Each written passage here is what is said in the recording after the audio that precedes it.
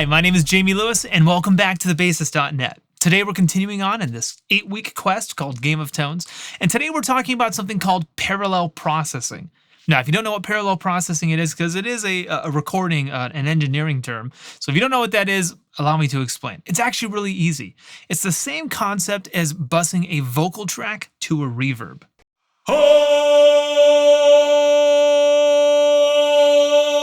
So normally when you listen to a vocalist, there's also an effect applied to their voice called reverb. But it's not like we're adding reverb to the vocal. Actually, what we're doing is we're sending the vocal to a reverb unit. You can do this on a computer like this, or on a mixing console or whatever. But the idea is the same. You keep the dry sound where it is, and you send the desired amount to the reverb, so that you're never hearing 100% wet, 100% reverb, but you're also not hearing 100% dry. The dry signal is there in parallel to the wet effect. So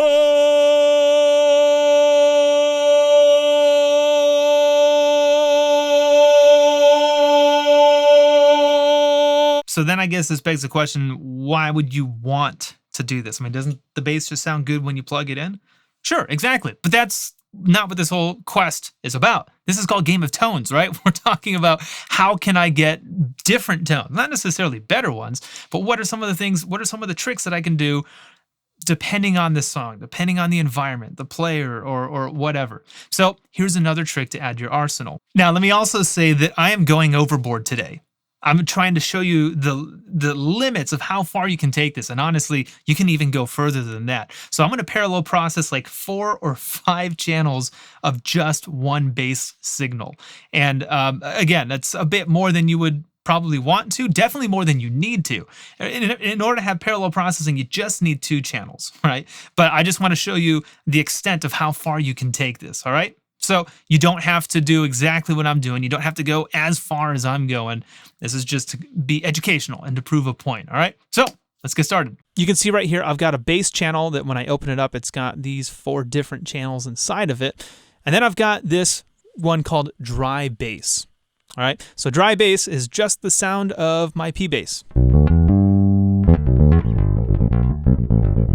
Right? Nothing special going on there. We're always going to refer back to this channel because I want you to be able to A/B what they sound like. So that one I've called dry bass. These guys over here, one's called lows, one's called mids highs, one's called OD, one's called parallel comp. These are all the same exact channel. Watch, if I play my bass again, if I check out this one, nothing is different. And the reason why is that they all have the same input on my interface. They're all coming in from channel 1. You can see that right across the board. Channel 1, channel 1, channel 1, channel 1. Even the dry bass is coming through on channel 1. Okay, so here's what I've done. I've duplicated my channel 5 times in a row. If you were doing this, if you wanted to do this in the analog realm, you would need 5 DI boxes and daisy chain them to each other. And then you could record 5 channels or take 5 amplifiers or plug this into 5 channels on your recording console, your front of house mixer, and then you could do this parallel processing. So like I said, with the computer, substantially easier because I don't have to buy a bunch of extra stuff.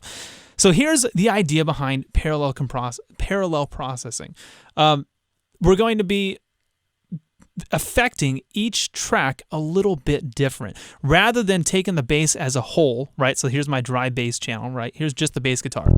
I could put compression on this channel. I could put EQ on this channel. I could put distortion on this. I could do a whole bunch of stuff to this channel right here. Or I can split that load up between all these different guys over here. So this channel is going to be low end only. This channel is going to be mids and highs only. This channel is going to be overdrive only. This channel is going to be compression only, right? And so by doing sort of each of those things on their own specific bass track, imagine you had 4 bass players playing at the same time, or you had 4 amplifiers and you put 4 different microphones on them and you affected them or treated them differently in the mix. That's exactly what we're doing here. That's what parallel processing is, okay? So again, here's the dry sound of the bass. We're going to come back to that sound in a little bit, okay? So the first thing I'm going to do over here is I've got this channel called lows. Here's what I'm doing. I'm going to roll off everything below 155. Check out what it sounds like.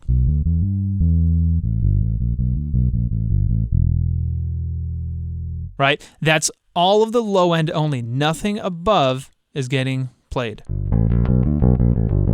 all that stuff is going away. Now, I know what you're thinking. That doesn't sound very good. That's just the whoom, whoom, whoom, whoom, whoom frequencies. Where's everything else? That's exactly what these guys are for, right? So we're going to get to that. Don't jump ahead of yourself. So the first thing, like I said, I rolled everything off at 155, everything above 155. We got a pretty thin slope here. I'm not, doing anything like that. I have it set at 0.71. So whatever that means in your DAW or however you're doing it. But it's a gentle slope. It's not a quick cutoff like this. Whoops, right? Check this out, right? See how steep that is? I'm doing this much more gradually. So I know that's a long way around. The next thing I'm doing is I'm using a multi-band compressor on these lows. And I've disengaged the high band and I've disengaged the mid band, and I'm soloing up the lows. So everything below 200 is getting squashed.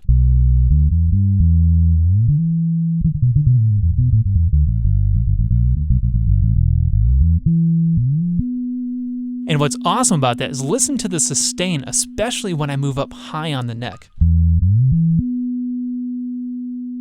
Right? So check this out. Let's go back to dry bass, right? Right? Now, I know what you're thinking. There's still sustain. I can hear it. But the low frequencies of this pitch have disappeared by right about now. You're only hearing the higher ones. By going to this guy, right? The frequencies, that's what I call them. The low frequencies in that high pitched note are still there.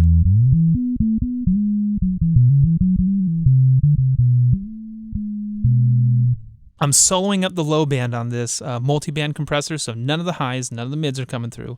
Only below 200 is being squashed. My settings here are particular to how I've got it set up. The only thing I think that's important is your attack and release time. Attack time is set for 70 milliseconds, release time at 400 milliseconds. Somewhere in that ballpark should be pretty good for your low end. All right, so now we're going to move on. I'm going to do the opposite with my mids and my highs channel. Right? So if I click on this guy and I engage this, right, you can see I've done the exact opposite. I went to 200 instead of 155, and I rolled off everything below it. All right, so check out, this is what this channel sounds like. Wait, got to turn it on first. Sorry, I'm bad at this.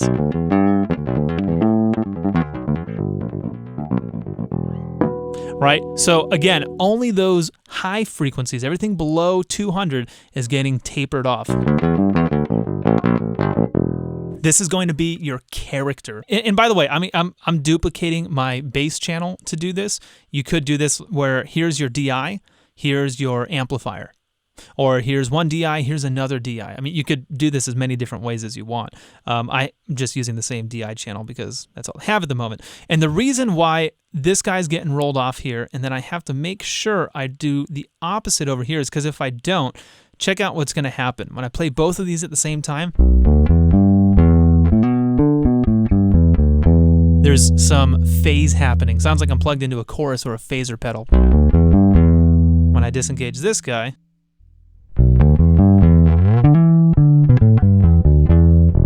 again, only the lows are coming from here, right? Only the highs and everything above 200 is coming from over here. When it comes to low end, it's best to get your source from one place. So I happen to like, if this was a cabinet right here, if this was a mic'd bass amp, I prefer to always get my low end from a DI because it's clean, it's perfect bottom end that you can use. There's no microphone or air or anything to color the tone or distort it. It's just a clean slate. And so I like getting my bottom end from the DI. So this type of thing I would do to a mic'd cabinet or, like in this case, a secondary DI box. And if you're familiar with a bass player by the name of Billy Sheehan, this is kind of exactly what he does with this setup. He's got one pickup going to one amp, which just processes low end, and then another pickup goes to another amplifier, and it just processes everything above that crossover. We're doing the same thing here, just in a digital domain. And the reason why this is so cool to do is because a lot of times you lose your low end when you start doing different effects, right? So if I cut these guys over here, and I bring up this channel. This is my overdrive, all right? So check this out. I've got a distortion pedal. It's a little bit loud. Some of my low end disappeared, right? If I bypass it, I get my low end back, right? That's just something that happens with distortion. Naturally, we start to lose the bottom end. So if I keep the lows in there, right, and then I bring this guy, I don't know, let's bring him down here a little bit. Now I've got my lows on their own separate channel and the distortion on its own separate channel.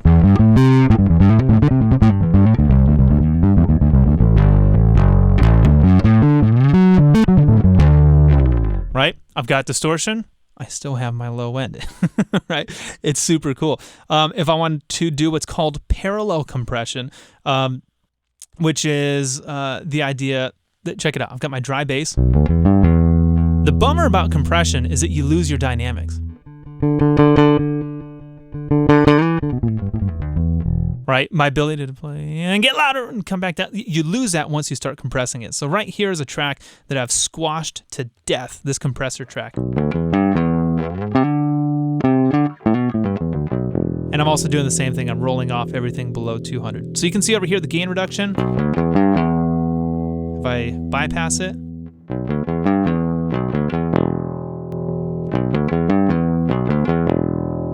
that thing is just being squashed. The life is being sucked out of it. That's cool in a mix because it makes your bass sound really even and full. But then as a player, you might not like it because you're trying to play dynamically. You're trying to dig in a spot or, whatever, and you can't do it because the compressor's not letting you. Well, if I do this, right, I've got my low end. I'm going to dial it back a little bit right here. I've got my dry mids and highs, and then I've got a compressed mids and highs. So now I've got the fullness of compression. I've got my low end right here that's not disappearing on me. And I've got my dynamics.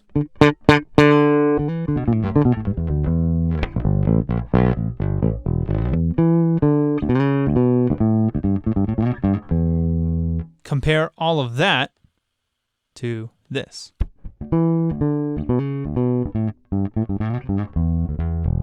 It's not a better or worse. This is fuller. It's more even, it's compressed, and it's dynamic, right? So you can blend all of these different sounds together. Heck, let's do all four of them. Sometimes distortion, even if it's not like a rock thing, distortion is a cool thing to throw in there just to even things out.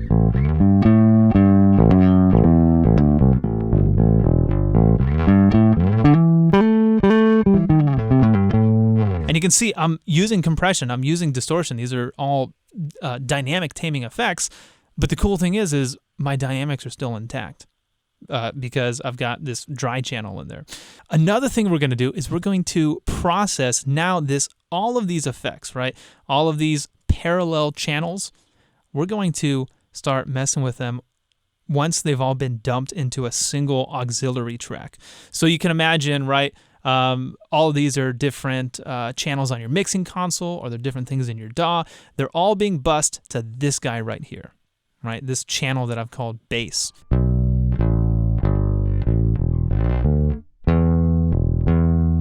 I'm going to do a slight roll off at 55. Bass players love low end, but there's another guy we need to worry about. His name is the kick drum, right? So we got to stay out of his way. So I left him a little bit of room before 55, 60, somewhere in that range, and I did a little boost at 110.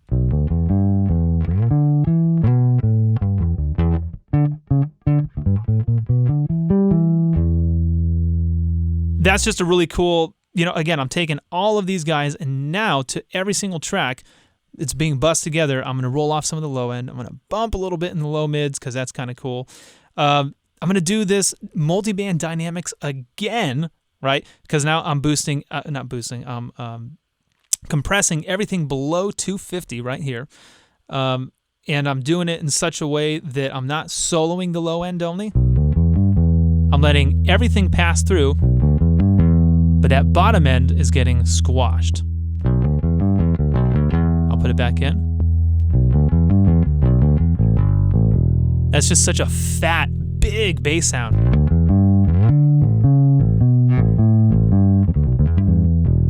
I could keep going if I felt like I wanted to dig in a little bit more. You can see I've done another roll off because this guy right here has brought some of that out. So same thing, took a little bit down from, what is that, 50 something? Whoops. Yeah, 50 exactly. Right here, I'm boosting 1.4. You can see that's pulling out some of the finger snapping. Maybe I don't want that.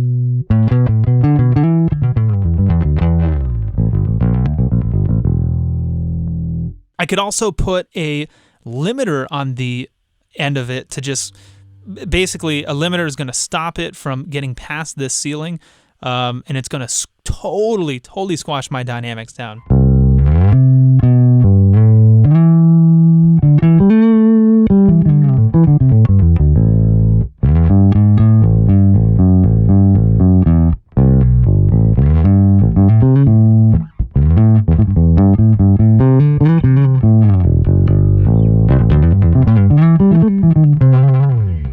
That right there is just super full, a super fat sound. And I'm going to go ahead, I'm going to do this really quick just so we can pull it all together now, right? I've got all of my parallel processing on. Heck, let's turn on a little bit of distortion. Just a little bit. And let's go ahead and bring this guy in there too. Why not?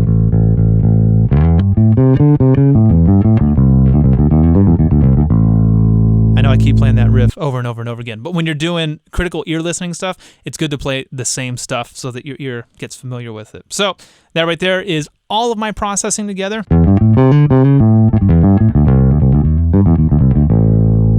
Here's what we started out with. I'm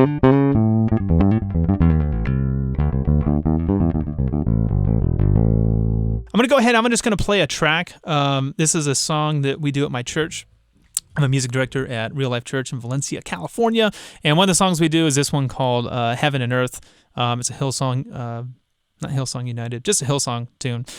So I've got some backing tracks for this tune. I'm just going to go ahead and play it for you, and I'm going to turn this stuff on and off just so you can get a feel for what's happening.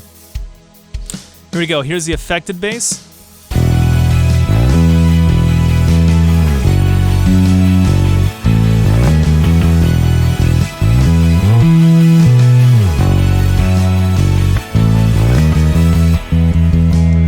I'll go back to my dry bass channel now.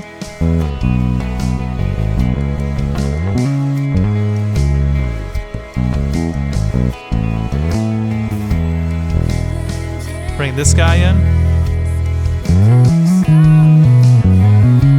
Listen to how clear it is when I go up high.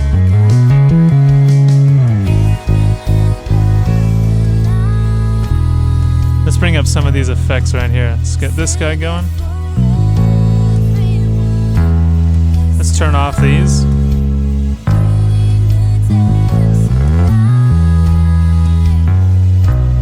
So I'm trying to play and do all this at the same time.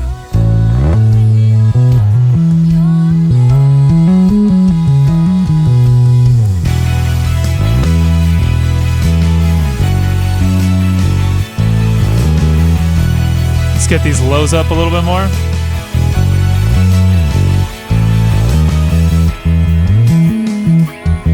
I love that. See how clean it is once we step up top?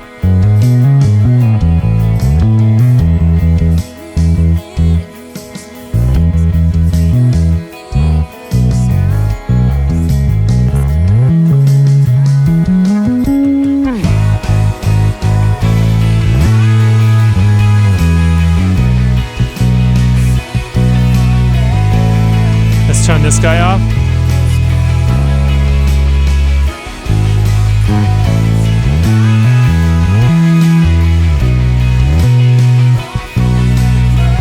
Let's turn off this limiter.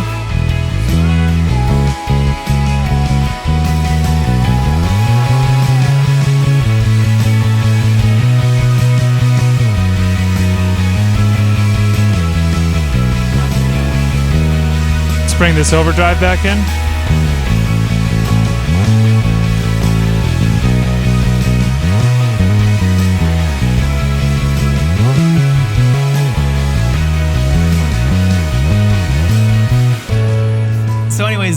parallel processing in a nutshell. I know it's kind of complicated. If you're new to mixing and engineering and recording, then it's understandable that it might have gone over your head. But that's okay. Hit the rewind button, watch it again, head to the recording section of this website, maybe answer some of your questions there. Of course, you can always send me an email directly, and I'll get back to you that way too. Anyways, thanks for stopping by, and I'll catch you next time, all right? Hey, if you like what I do, please click on the subscribe button right here. And if you really like what I do, then click over here to see how affordable it is to join me at thebasis.net. But if you just want the free stuff, then click here to check out whatever YouTube's sophisticated robots think you should watch next. I'm sure they know what's best for you.